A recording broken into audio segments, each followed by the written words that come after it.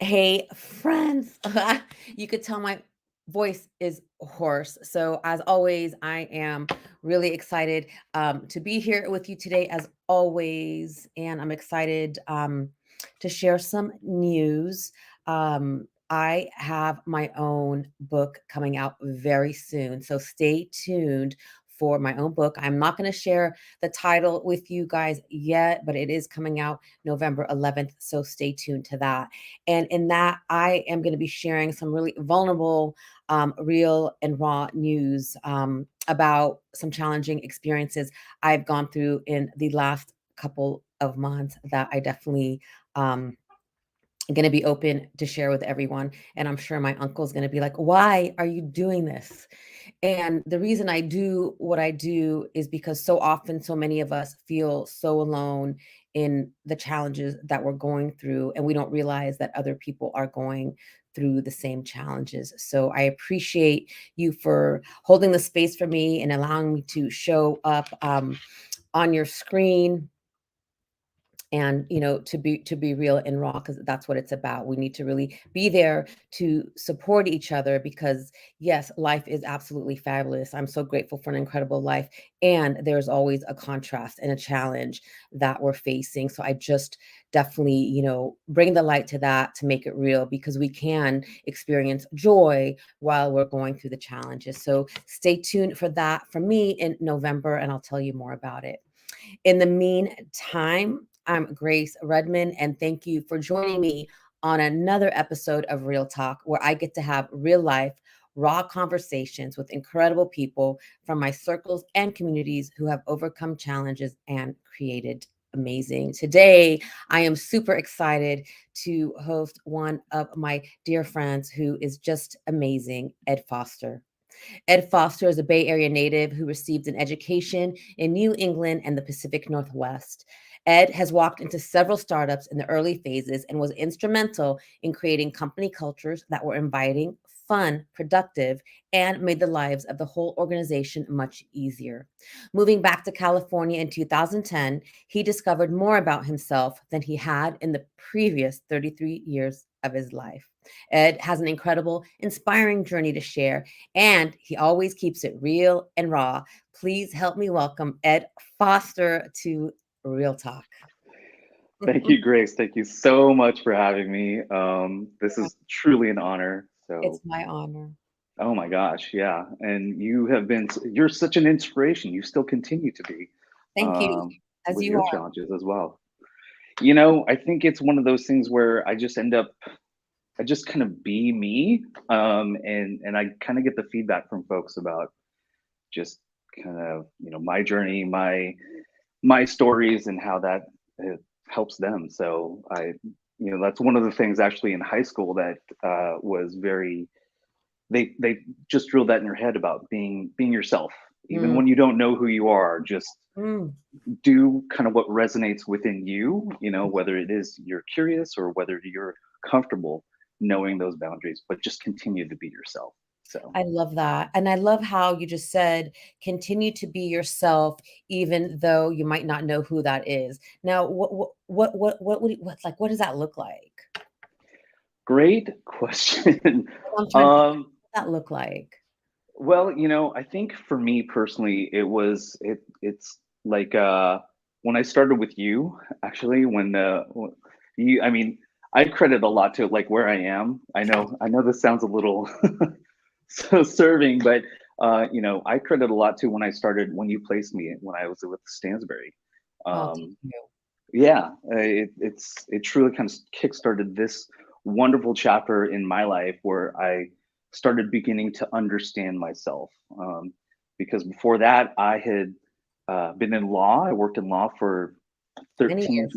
many years, and I knew that it was time for me to leave law. I always say well, it's very taxing. It wears on you, and sometimes you don't know where you're headed. And I had recently, well, not recently, but then realized I needed a change in my life, and I don't know what that is because I wasn't feeling myself. Mm, And I had taken a family trip to Spain, in February of 2015. Really enjoyed it there, and it felt there was something there that resonated. There was some sort of magical vibe Mm. in a small town, and when I came back from that trip, I realized I need to follow that, and I had no idea. I knew no one in Spain. I knew I needed something different. I didn't know what that was. I was trial paralegal before that. I was an IT guy, a file clerk, um, but I needed something different and more. I didn't know what that looked like, so I pretty much went to my boss and I said, "Okay, it's time for me to go. I don't know where, but I gotta go." I mean, that takes so much courage to do that. Just to leave because that's what we're taught, like stability and Thank get a you. job and a career and stay there, and that's what life's supposed to look like. But is it really? Right, yeah, and that's actually one of those it's one of those points in my life where I really take it to heart, like, having that I mean, I can say it now, like, having the courage to do that. At the time, I was scared shitless. I couldn't, I like, "What am I doing?" Questioning my choices, but if anything, I was just following what resonated with me in my heart. Like, I knew Mhm, this was right. I mhm, didn't know what else to do, what was going to happen, but I knew I was going to come out the other side just fine. And the intention when I went to Spain was to actually move there and live there. mhm. But I didn't know what to do with that. I went to a small beach town. All the jobs there were already taken for the summer months, so I couldn't find a job. I was already there, so I just enjoyed it as much as possible, and I got to know this small town, Estepona. I highly recommend it for people who want to travel, and got to know this village and the folks here, and it felt like the whole town of Estepona was like my friend. Oh my God, I love Um, oh, but it how long was were time for you me to leave. What's that? how long were you in Spain? As long as I could have. So it was only 90 days. Since I couldn't find a job, it was a tourist visa. Um, so I stayed the full 3 months, came back, and it's like, okay, I've assessed myself. Mm, I've always been kind of wherever I've worked, I've always been that go-to guy where you either talk to me about a problem that you're having and I help you solve it. mm. If there's something that needs to be fixed in the office, whether it's a printer or a laptop or a sink, that was me.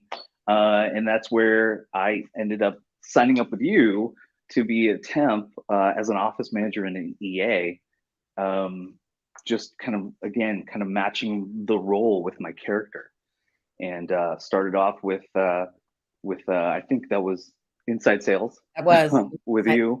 yeah. Yep, yeah. And I remember that you had placed me with Amber, Amber Fairborn was my first manager, and that phone interview went 45 minutes. It was just talking about kind of me and where I was going, what I was going through. But the job was basically to support this office in San Mateo. They were a newly acquired company, and they're like, "Listen, just make them happy." I'm That's like, it. "Well, that's going to cost some money. There's a little bit of culture differences because they were headquartered elsewhere. New Silicon Valley startup culture with like the startup culture in Provo, Utah." So she's like, "I know you can do it." And again, it's one of those things where it's like, I don't know what this is going to look like, but it's going to work out. And I that's what I love about you and where you and I kind of resonate. It's like this intuitively, like you don't know the how, but because you can feel it and it resonates, and that's not easy to do. So when you have those feelings and you don't know the how, like what keeps you grounded to know that okay, this is going to work out? Wow, that's a great question because sometimes I'm like, what grounds me? What can I kind of draw upon to just kind of stay this course? I will say, I think I would just acknowledge like previous experiences that have worked, that Mhm. didn't go the way I had planned, whether it's you know educational education or work, whatever it is, like it's gonna work itself out. Yeah. And you can kind of look back on those things and say, okay, you know, this is where I need to kind of draw upon the many successes from before, Mm, um, address those internally, mhm. and then being able to just remind myself that on the other side of this, it's going to be great. Yeah. It really will. I And actually had, sorry, I good. sorry, and I like how you say it's like you draw on the experiences from the past to help you recognize, like, I can move forward in this and it's gonna be okay because I had all these situations come up, successful or not, and I made it, so whatever's on the other side of this is gonna be great.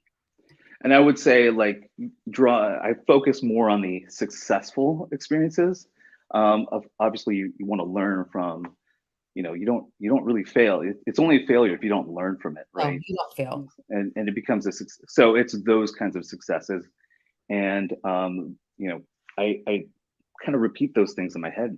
I Mhm. remind myself to this day, just whatever it's going to look like, it's going to be successful. Whether it's a team experience here, like we had our first inaugural, um, we call it a homecoming, but we have remote workers where I work now.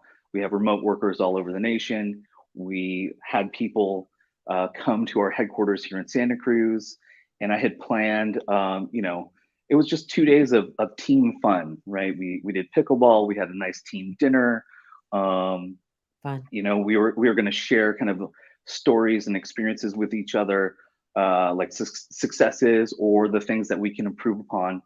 And day one, before anyone even showed up to the office, my laptop at work died. Like Ah, all my notes and everything that I had, it was on there, and I couldn't start it. And I was a little bit freaked out because like I just had to totally. roll kind of off the cuff. The restaurant for the team dinner for 30 people called and they said, "Oh, well, we have an event in Monterey. It's 5,000 people, and we're not going to be able to support your dinner."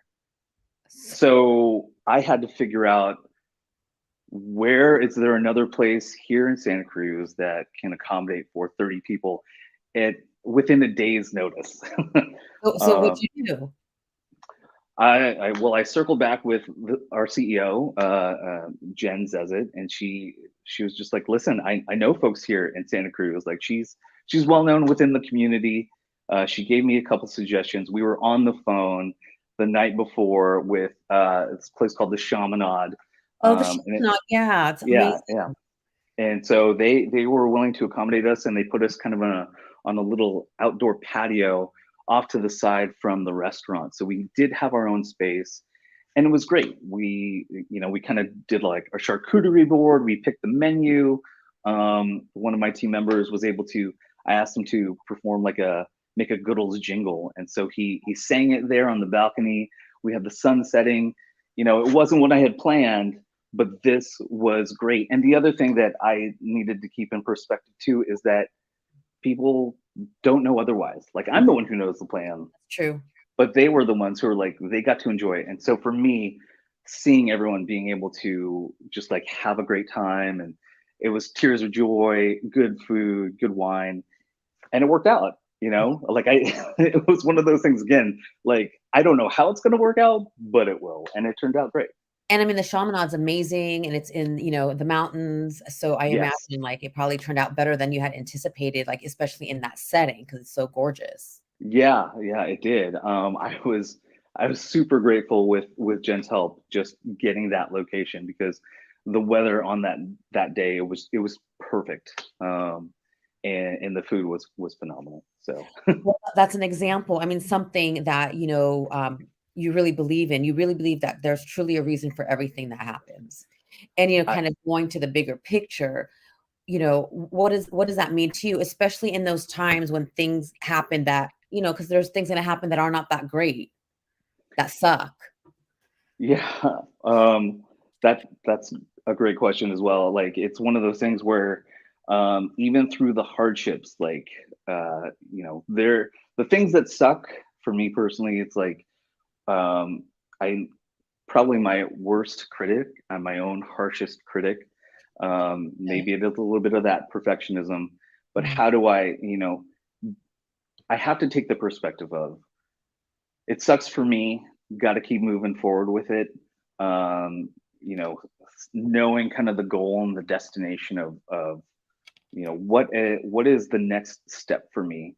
That has actually been one of my biggest struggles. Is knowing is actually being my own main character. I like Um, yeah, I mean that's the thing where even with my law experience, with my IT experience, and even in my roles in startups, I've been kind of a support role. And one thing that I am still learning to this day, or overcoming, is acting like a supporting character in my story. oh, So I oh, want to be my own main character, right? And so what does that look like?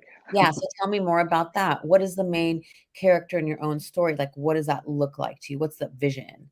The vision, it's ever evolving, and I Mm, think I mean part of this inspiration that I'm drawing off of you as well. I had started my startup career as an office manager and an EA, but what does that look like in 5 years? And one of those things is chief of staff, mhm. and I had wanted that role in my last at my last company for myself.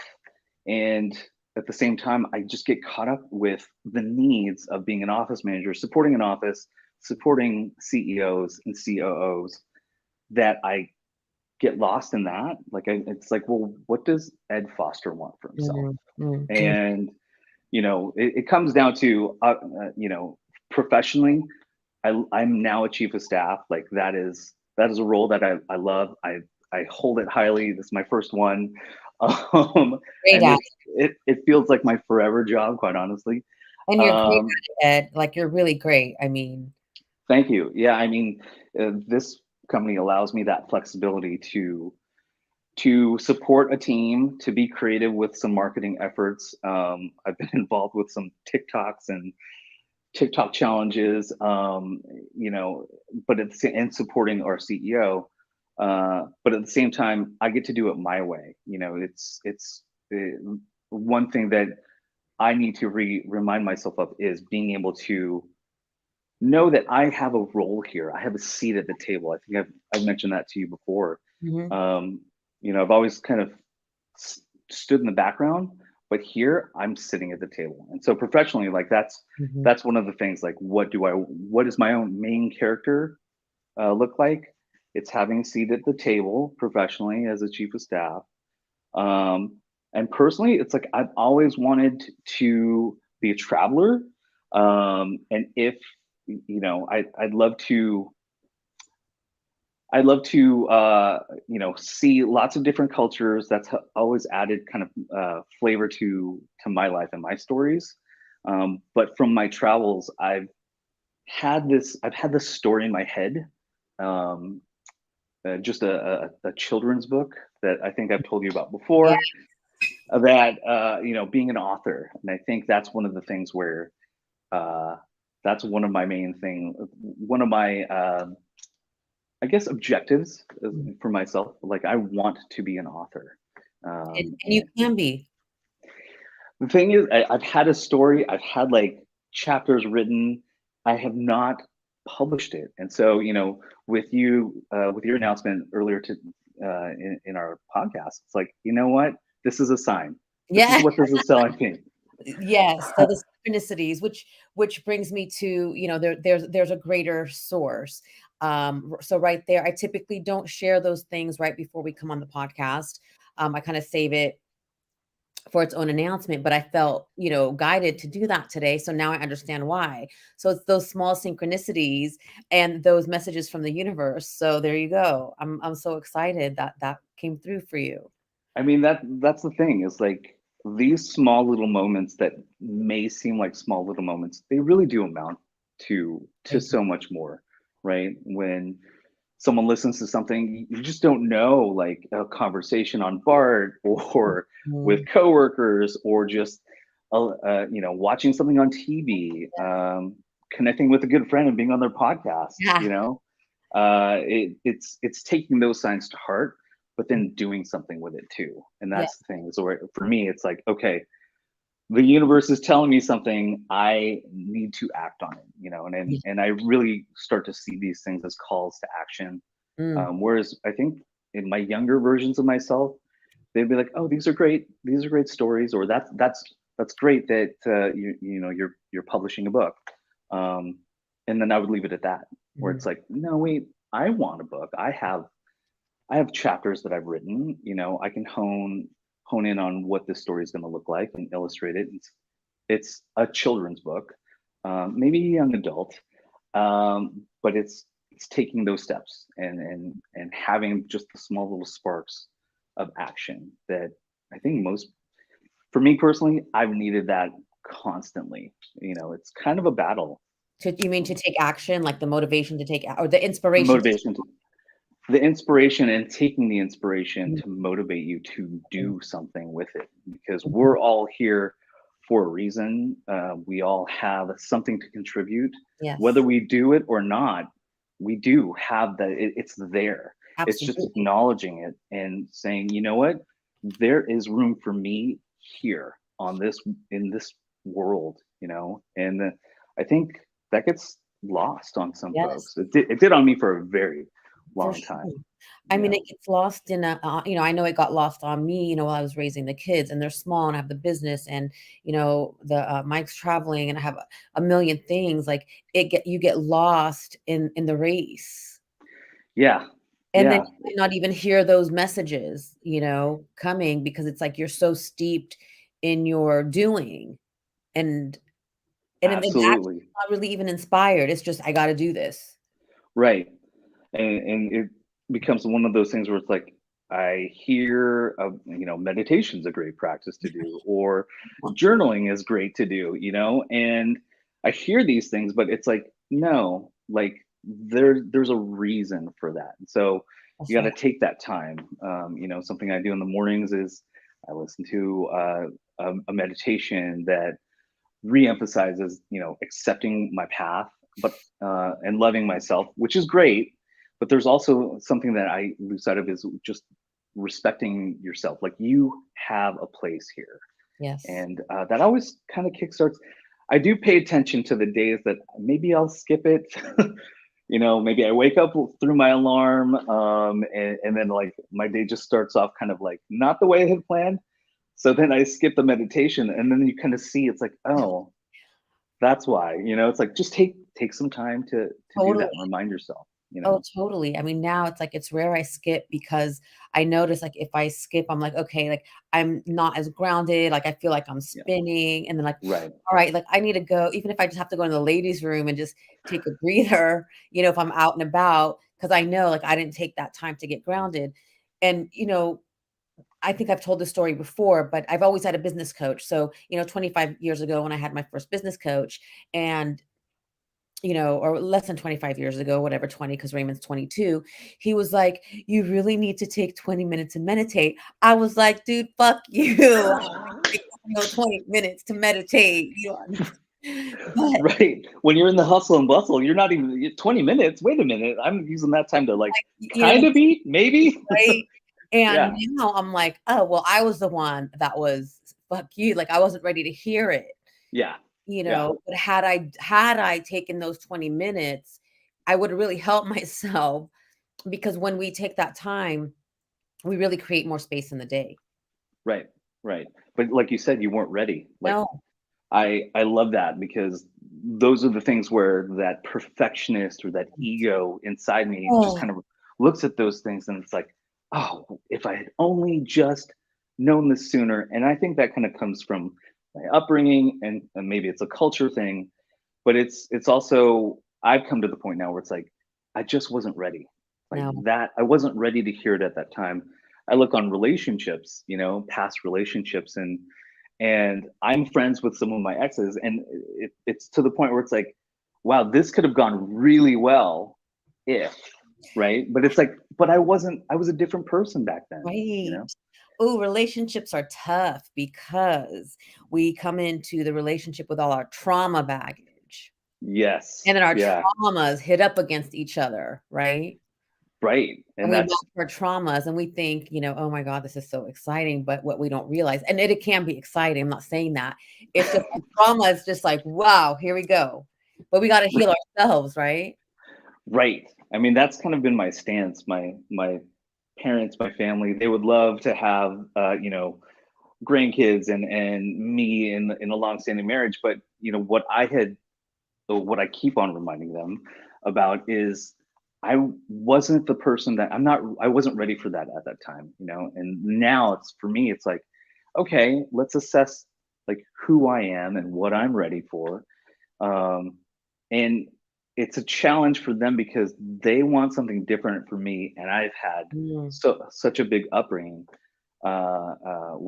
with kind of those goals, and even I want them myself, but at the same yeah. time, it's like in order for me to be in a successful, long-standing relationship, like I am learning to love myself and accept myself Yes. and right and respect myself, but I also want that in my partner. And Mhm. so um, I told them when it happens, it'll be the most beautiful day. Yes. Yes. And you you don't want to, and I get this too. It's like you don't want to feel rushed and be put in a situation where it's just you feel like you have to, Yes. or it's obligated. And that obligation, I mean, from a Filipino, a Catholic upbringing, like there's a lot of like duty, which is noble. At the same time, it's like when you want to focus on yourself and achieving your own masterpiece, maybe you're not using the same tools or you have the same path as anyone else, and that's okay. but Yes. but it can be Well, it can be a challenge. tell me about it. I mean, I come from a Palestinian, Christian background, and we also have like this nobility and the way it's supposed to go. And you're supposed to get, Yep. as a woman, you're supposed to get married, when you're like 18, 19, 20. And then if not, then you're an old maid. And the person you marry has to be from the same culture, who comes from like a well-to-do family, and they have to be this. And I was like, I was fucked. Like, I was like, that's, I was You're like, wait 24. a minute. Although I met an amazing, guy, and he's my best friend, but, it's like they put these things in your head and Yeah. but there's no right or wrong. It's like we could do life, marriage, relationships in very different ways. And I think I love how you're talking about this. And I tell my boys this: there's not just one way. It doesn't have to be a white picket fence for you to be happy. Right, yeah. And uh I on top of that, I think I kind of focus on like my god kids, like Mm. call my nephews and my niece. But they're I mean, one is about to head into college, one just got into high school. But one of the questions that I never or I don't recall ever hearing from my folks is, what do you want for yourself? What Mm, do you see for yourself? And it's not like, do you want to be a doctor, or I can't wait till you're a lawyer. It's like, what is your passion? What do you want for yourself? And I think yes, that's something that, you know, folks like us, like we can pass that on, right? In yes, terms of you are the creator, you are, you yes. know, the master of your destiny. So Absolutely, absolutely, and I have passed that to my boys because they were afraid to tell me, like, "I don't wanna do college right now." And I said, "Okay, explore, live, work, see." I mean, college is gonna stay there, you're still young. That's not the only path. Go and I don't know what find yourself, but explore, have experiences, travel, absolutely. do all those things because you have your whole life. You're like, Yeah. we start working when we're 22, we're gonna work for the rest of our lives. Right, and Where's then the you kinda get experience? stuck in the rat race, if you That's will. right. But there is a benefit to that gap year, because if you're knowingly taking, like, some time away to figure out what you wanna do, you're gonna make those years, your higher education, more fruitful, Yes, something that benefits you, and then absolutely. you at an early, I'll say early, but, 20s, you could you're learning, like, okay, there is a reason to kinda take a step back, and it's okay. Yes, And those yes. are like, "It's okay" is such an important phrase. It's Um, okay, and there's no we could do this and that. We could take a gap year and go to college. right. We can focus on a career and have a family. We can be single and be happy. Yes, yeah, It's like it doesn't have to be this one way, but also, society conditioned us that way for a reason. Like, we needed, that's conditioning for a reason, but now there's different ways to do things, and just bringing light to that. Like, it's not wrong if you want to do things a different way. Absolutely. And those are that's why, like, these types of podcasts, or just conversations, are so important. And Yes.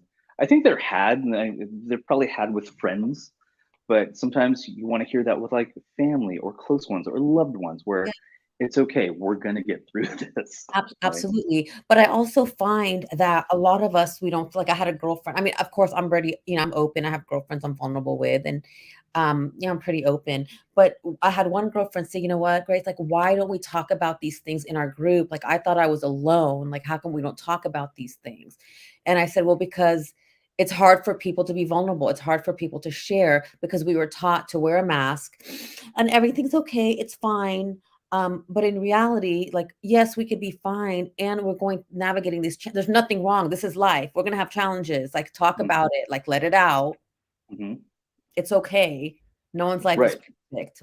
We could have fabulous and challenges. It's a contrast. There's always gonna be a contrast.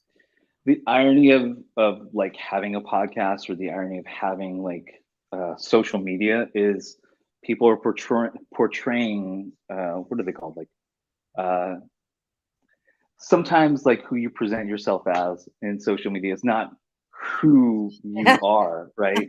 Which True. is why having something like real talk, like, have a real talk with yourself. But Yeah, it's the irony is it's easier to do that in front of a screen, right? Because then, this podcast will be over, or I can walk away from the laptop, but you still are yourself. So I think sharing in person, it presents a challenge, and it's somewhat old school, but yeah, it's needed. it It's is. definitely needed. It is, and, that's why I like to, bring light to these things. Of course, we have to be discerning, you get to be discerning, and you get to have your privacy. Just, like, it's okay, like, we all go through things, and it's okay to share. It doesn't make us less than. It doesn't, I Right, our challenges, are not, tied to our identity. It's just something that we're going through.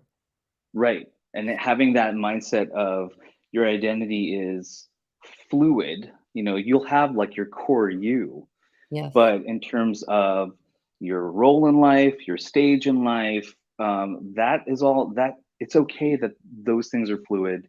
Yes. And you just gotta stay true. I mean, I know it's cliche, but when you understand who you are as you go and enter any room or anywhere in life, right? Then you have that confidence, right? Yes. To know, like, to adapt, to be flexible, or to assert kind of your vision and your dreams. Right, So right. And I know, like, that phrase, like, said, "Be true to who you are." Sometimes, like, you don't even know who you are, like, you're not really sure what to be true to, because, like, we've been conditioned. Um, and so, like, how do you be true? I guess, you know, doing what you want for yourself. You think that be something that be true to yourself, like being true? that is, yeah. And I wish I had you in my ear when I was a teenager, or I that, wish I had having that that when I was a teenager. that advice is so great, because that's something where you kind of, if you don't know, you kind of rely on the Mhm. not the outliers, but outside influences, right? If you can kind of take a step back and understand kind of what the values that resonate within you are, what your own kind of vision is, like, whether it's even a fog, right? Just know that if you can take a step forward and not have to, you're not harming anyone. You're doing something that's contributing, and you have a part in that. That's something where, even when you can navigate through any fog with that. Yes, absolutely. And like you said, when you have that confidence, when you know who you are, and something you talk about is, how knowing your worth can really make you so successful. Right. It's looking back on those little wins, whether it's signing up with Stansberry, whether it's having the courage of saying this role isn't right for me now, but Mhm. I'm going to move into a different move to a different company, right? Or just having those like looking back on those things and keeping that in your pocket Mhm. will give you that confidence. I mean, you can at least just stand, put your 2 feet on the ground, be flat-footed, stop, take a deep breath, and just count to three. Yes. And sometimes the answer reveals itself. Oh my goodness, it really does when we get quiet with ourselves. Yes, So something like I wanna talk about, because we all have that negative chatter in our mind, it's just it is, it is what it is, and we have a choice to be the observer or the absorber of that negative chatter. What do you say I to that love that. what do you say to that negative chatter when it comes up in your mind? God, I honestly I harken back to like books that I've read, Mm, that I've listened to. When I harken back to those things where it's like the previous hearing other people's stories. Like I books that I would talk about is like Jen Sincero's "You're a Badass." love that one. Yeah, I mean, sometimes like I just need that voice to remind me that there is something special about you. You Mm, you can do it even if you don't have the confidence.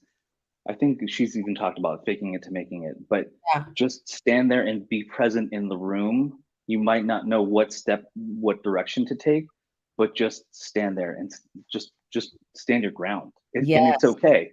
Take a yes, breath, you know, and you'll figure out which direction you want to go in when the time is right, when the yeah, situation kind of presents itself in the room. And that's something that I kind of take to heart with myself, whether it's meeting an investor, not knowing anyone, but knowing that I have mac and cheese, like, mhm, Goodles mac and cheese. Like, I just hold on to that and just know I'm the chief of staff here. I represent the company. Um, I might not know what kind of partnerships you have to offer, but I know where we stand, and let's hear it. And that's where you kind of stop and listen. and And that's you kind of adjust. And that's the Yeah. confidence you're talking about because you believe in you and what you're doing, which brings us let's talk about Goodle. Thank you for that reminder and the confidence. Yeah, I mean, I can't. I think I said earlier, this is like my forever job. Like, chief of staff of a mac and cheese company. I was in my previous role. I felt like I was hitting the ceiling there. I didn't know what was next, and I wanted more. I knew that there was more to my life than just being kind of the office manager EA role, executive admin. So I ended up I just looked up at the universe on a Saturday. I said it out loud, and I said, "All right, let me be prepared to accept whatever's next, whatever that is." And I didn't see this happening. That was on a Saturday. On Monday, I checked my email before I log into our all hands meeting. This was during the pandemic. And my current boss, she sends me an email. She's like, "What are you doing? Can we hire you?" I literally, like, I rolled back in I was like, "I'm paying attention."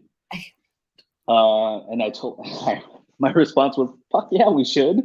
Let's have a chat." And so, she was telling me about this healthy mac and cheese company. It's packed with protein, it's packed with fiber. But there's also this Hollywood element to it. She's been a CEO of three other different brands. And the whole point is to give really good food that's nutritious, but also it inspires joy. Like, that is our main goal, right? Well, that's mac and cheese. It's comforting. I love mac and cheese. It's comfort food, and you know what? All the stuff that's out there has zero nutritional value, but we have protein, we have fiber, we have prebiotics, we have 21 nutrients from vegetables. Mm, But if you have it, it doesn't taste like it. It tastes deli better than that warm bowl that you had as a kid, that nice little, hug that you had on a Saturday morning watching cartoons. Um, so you throw that in there, this great product, and then we also have someone who's from Kraft. Paul Earl's one of our founders. He worked for Kraft. Deb Luster's our chief impact officer. She came from Annie. She actually founded Annie's Mac and Cheese with Annie and Andrew. Amazing. So we have the mac and cheese pedigree, but the kicker is this Hollywood element. Gal Gadot, who plays Wonder Woman, she's I think like the 37th most followed person in the Wow. world. She's also one of our founding partners. And so Jen comes to me with this proposition. Is like, wait, what am I doing? I'm a cheapest. Wait, what? Isn't that Um, in the it, it, universe, it's like you had that thought, and well, I mean, I go, it was all these steps to that moment. right, exactly. And that's where I kind of knew, like, okay, there is something to this. All those like the Yeah, fogs that you navigated through, there is a purpose to it, and it yeah, brought me to this point. I mean, I previously worked with Jen 2 companies ago, and that's how she came, I was in her head. She was like, "Hey, we need someone like you at our company." I'm like, "I am there. I am there." And this, like, I trust her.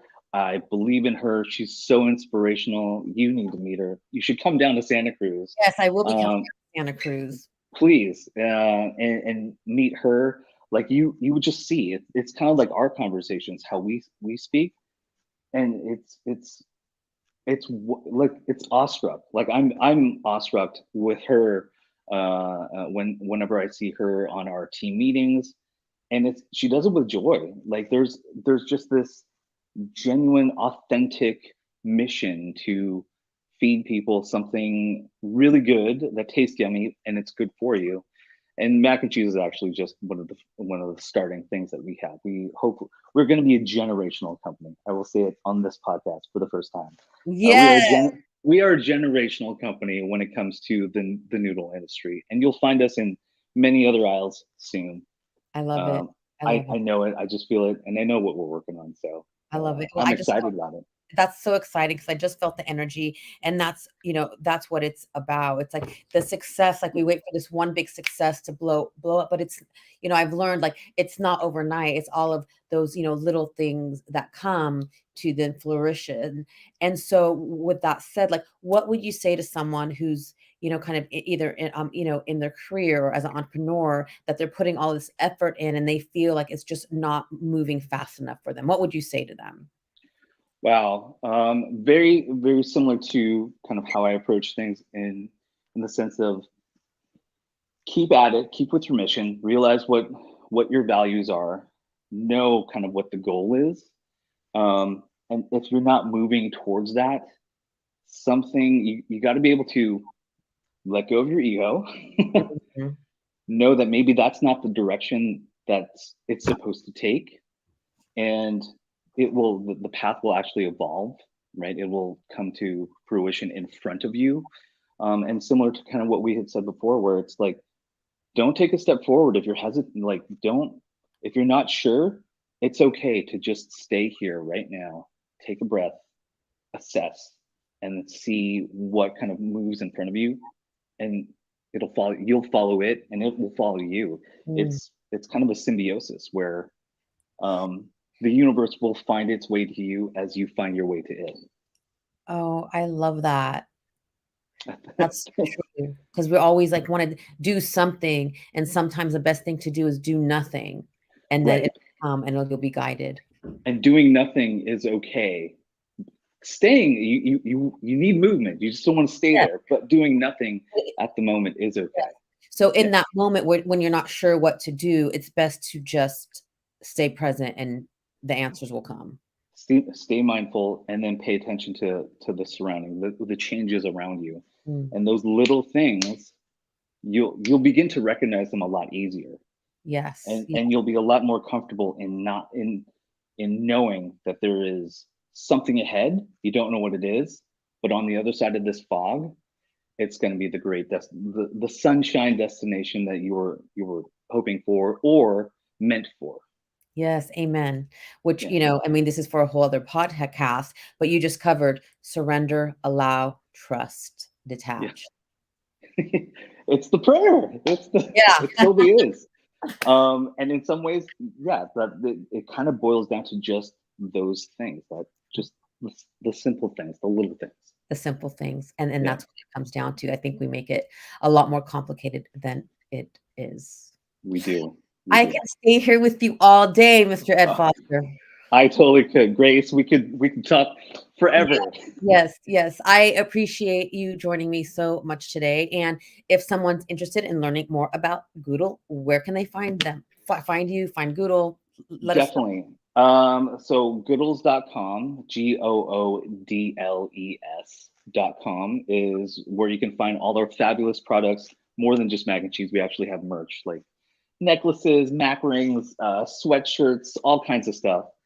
Along with the Healthy Mac, that's where they can find us. I love All our socials too. All Goodles is our handle for all our socials. Instagram, TikTok, I think, Snapchat, and Twitter. So And we'll also put all that information at the end of the podcast. But as always, if anyone has any questions, let us know. I am so grateful for you to join us here today because I know there are so many other places you can be. And I'm thankful for you today. And always, if you enjoyed this episode, please feel free to share and always reach out with questions. Until next time, I wish you a really amazing and blessed day ahead. And Ed, hang on with me for a second. Bye, thank you, all. Grace. My pleasure. Bye.